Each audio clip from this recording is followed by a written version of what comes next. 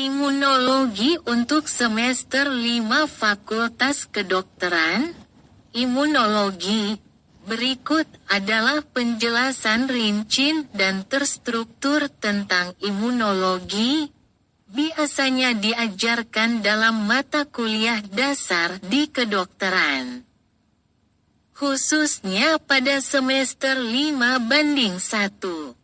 Pendahuluan imunologi. Definisi imunologi, ilmu yang mempelajari sistem imun, kekebalan tubuh, termasuk organ, sel, molekul, dan mekanisme yang melindungi tubuh dari infeksi, kanker, dan gangguan autoimun. Tujuan pembelajaran imunologi, memahami mekanisme pertahanan tubuh terhadap patogen. Mempelajari respon imun terhadap infeksi, transplantasi, dan kanker. Menganalisis gangguan imun seperti alergi, autoimunitas, dan imunodefisiensi. 2. Komponen sistem imun. 2.1 Sistem imun bawaan, innate immune system. Ciri-ciri, respon cepat, beberapa menit hingga jam. Tidak spesifik terhadap patogen tertentu. Komponen, fisik, kulit, mukosa. Cairan tubuh, seperti air mata, saliva. Kimia, enzim, lisozim, pH asam lambung, protein antimikroba. Seluler, fagosit, sel yang memakan mikroorganisme, seperti neutrofil dan makrofag. Sel NK, natural killer. Menghancurkan sel yang terinfeksi virus atau sel kanker. Sel dendritik, menyajikan antigen kepada sel T2.2 sistem imun adaptif. Adaptif immune system.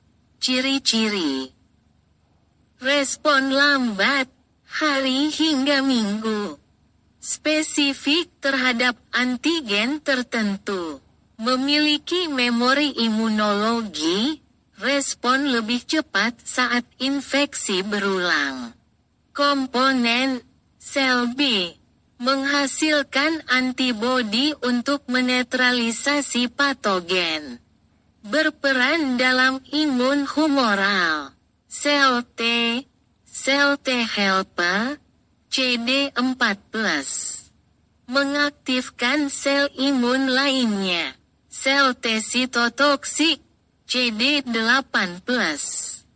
Menghancurkan sel yang terinfeksi. Berperan dalam imun seluler. Antibodi, molekul protein yang mengenali antigen tertentu, diproduksi oleh sel plasma, berasal dari sel B. 3. Respon imunologi. 3.1 Respon imun bawaan.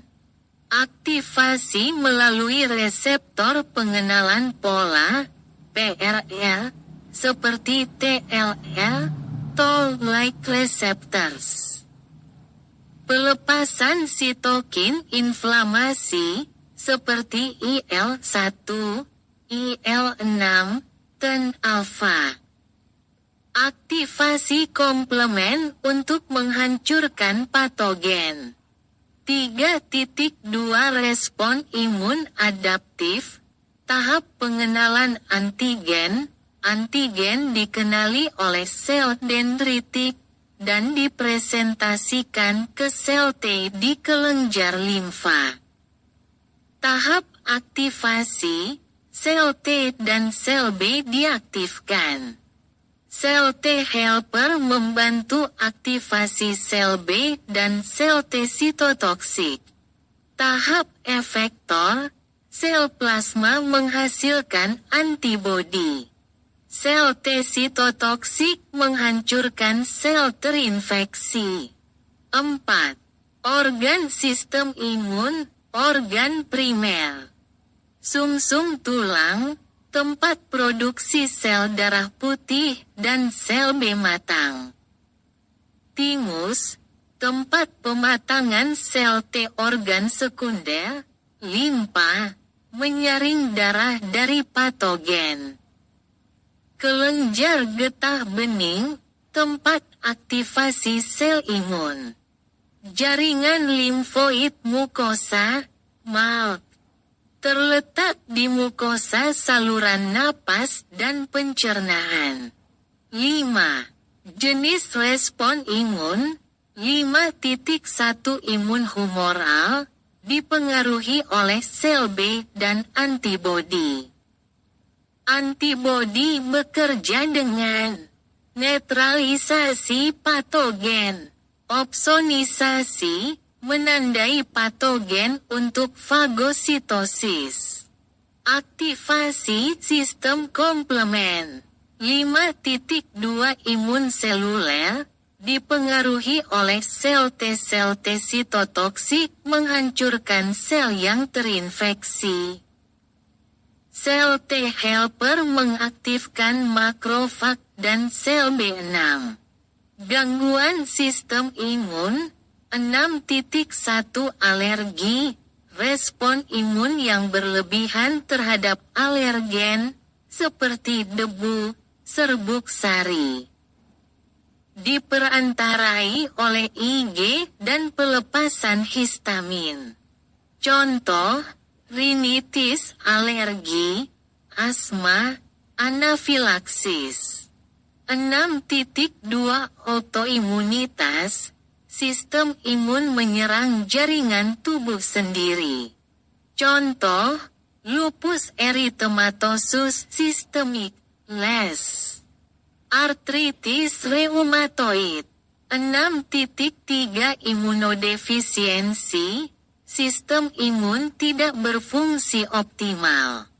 Primer, genetik, seperti severe combined immunodeficiency, SCID.